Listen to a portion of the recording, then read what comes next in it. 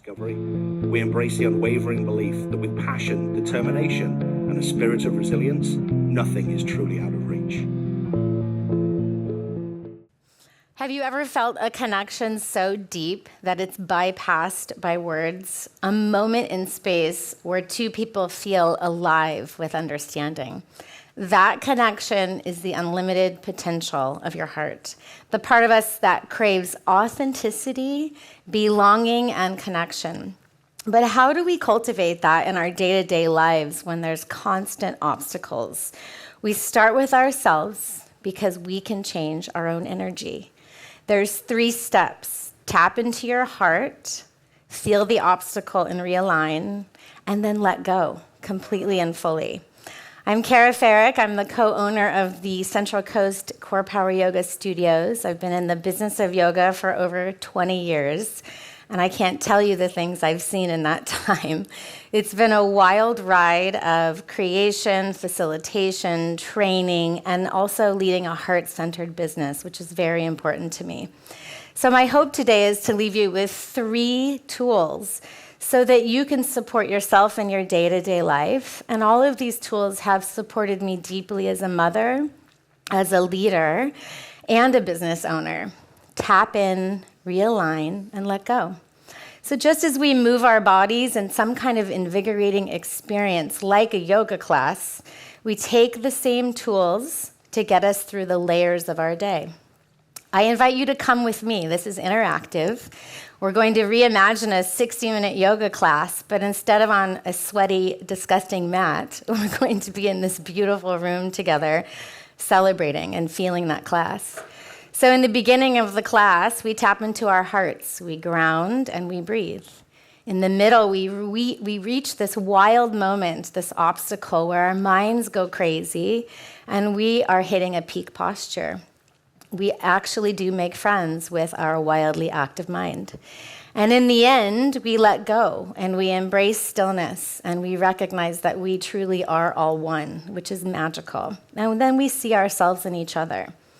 So imagine the beginning of class. We're quiet, we're grounded, and we're going to tap into our center. So everyone in this room, place your feet on the ground, 2 feet flat. Good. Take your hands onto your heart and close your eyes. So before we breathe, imagine a box or a square in your mind. And then everyone together in this room, take a long exhale as you trace one side of that square. And then you inhale for the other side. And then you exhale to trace the third line. And then you inhale again. And then you exhale again. Do this a few more times and notice what you feel. As you trace the lines of the square, your feet are grounded. Easy to breathe, soft in your heart, and just noticing the experience of presence. The beginning of class. Take one more breath on your own, and then go ahead and open your eyes. Heart resonance is a scientific and an intuitive truth. When we share positive emotions like gratitude, compassion, our heart rhythms align and synchronize. Emotional states influence each other, and you might have felt that a little bit in the room. So oftentimes in yoga, we move in sync, which creates measurable effects on our heart. Our heart rates align, creating a phenomenon called heart coherence. It's so magical. The synchronization is associated with a state of calm, emotional well-being, and health, improved health. We can feel that in this room when we breathe together. So using your breath to tap into your heart is the ideal place to begin. As a leader, I work so hard to create emotional safety and space. I practice presence, compassion, creating environments for a lot of collaboration with our company. It's being vulnerable and authentic, sharing what I know and being transparent. And one of the things I use with my team is tell the truth fast. Tell the truth fast has done wonders. Growth and setbacks are a huge part of the experience that I've had, and I can tell you I can write a book on that. So it's just a constant reminder to continue to find the breath. Please place your hand back on your heart. Close your eyes. Exhale the breath out and feel your feet on the ground. Take a deep breath in your nose and a breath out of your body.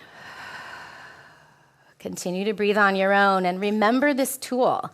As my breath teacher says, breath is free, so use it. You can open your eyes, and then we travel to the second phase of our class. This is the invigorating part. Your body is working hard, your mind is going, and then we find that our mind is asking a lot of questions. Can I do this? This is difficult. These are the obstacles. We face what we call the peak posture in the class, the hard stuff, the really sticky center point. This is where the good stuff lies. We look at our obstacles directly, and you ask yourself, can I even get through it? The average human is estimated to have 60 to 80,000 thoughts per day. Can you imagine that? Around 50 thoughts per minute, and 80% of the thoughts are reoccurring. So that's a wild mind that we need to tame. When we partner with our mind, rather than reject it, we can see ourselves a lot more clearly. We quiet the inner dialogue to make space for possibility and bring in solutions. There is always a solution, and I tell my team that daily. The obstacle is where the solution lies. Quieting the mind also creates self-awareness, and we can become more courageous listeners. Courageous listening means we really do not know everybody's story. What are their joys? What are their dreams? What are their fears? When we listen, we create a very safe space for others to feel seen and valued. This is how we lead from the heart. Have you ever asked yourself if you're a good listener? Have you taken the time to listen to your own intuition and to others in your own life? I lost my mom to brain cancer when I was 26 years old. I was currently at that time working as a personal assistant to Ralph Lauren in New York City, which is a wild time in my life. And I knew at that point I needed to leave that job and be by my mother's side. And yoga practice was always my center point. It kept me grounded, but what happened was this experience impacted me so deeply that it completely realigned my life. I took a massive obstacle of losing my mother to cancer. I listened to my intuition after she had passed, and I turned it into a springboard to elevate my career. That obstacle created a huge shift for me, and I was reminded that energy must move. How do you use your greatest challenges when you are under a deep-rooted obstacle? How do you grow? How do you change? How do you elevate? Heart-centered leadership thrives modeling vulnerability and resilience, so I share my story. It thrives on connection and all the shared stories that we have. It reminds us that acknowledging our own humanity and struggles, it creates a path for others to do the same. So when we reach the most challenging part of the class, we face our wild, wild mind and we reset and realign. That's a metaphor for our lives, what we experience on the mat. We've now entered the third place, the third phase of this class, the space where we truly let go, where we see ourselves and others. There is a feeling of peace and of calm. So let's put it all together. Place your feet on the ground and close your eyes. And here you can imagine with the eyes closed that same box in the mind, that same square, and just start to breathe. Follow the lines of that square. And then with your eyes closed and your feet rooted, take your hands to your heart center and just start to create friction and heat. Both hands together, almost like in a prayer position. Rub them together firmly and quickly and feel the energy. Feel that you can be in the obstacle and continue to take deep breaths. So we're connecting the heat, we're connecting the energy. Your eyes are closed and you're breathing. You're grounded. Good. Place your hands back on your lap. Slowly open your eyes and look at someone directly in their eyes right now. Turn to someone next to you. Good. Notice how you feel. We're making that connection. There's a center point there. The yoga room is quiet. The heart is beating, but you're in harmony. It's a beautiful place. In this space, we're reminded that everyone has a story and that we are actually all connected as one. We've met ourselves as individuals, but felt the support of the entire room. You may have felt that here in this unified group. It's a reflection of knowing we can't control everything and that we just sometimes need to let go and be open to the unknown.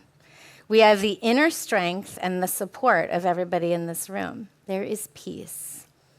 As a leader, I trust who I have guided. I have courage to step back and let them shine. And I know this creates a massive impact for their personal and professional life. Currently, we're opening our 6th franchise location in Ventura, and all that I'm doing is teaching them, showing them the way, and letting them shine. It's like I'm passing the torch. The simple tools that we've experienced today are my go-tos: the tap in, the realigning, and the let go. This has shaped my character and the way that I lead a heart-focused business. I've worked through so many challenges that I've learned to see them as gifts. The obstacles have created a springboard into me taking action from my heart. So today, I challenge you. Start with yourself. Breathe deeply and tap in. Feel the energy, feel the obstacle, move through it, and then trust and let go. At the end of each class that I lead, we have experienced oneness and connected the root system of our hearts together. The limitless potential of our hearts isn't something that we can unlock alone. It's something we ignite in each other, and I hope you felt that today. And like a ripple in water, what may start small can grow into massive waves of trust and transformation. So remember, tap in, realign, and let go. Thank you.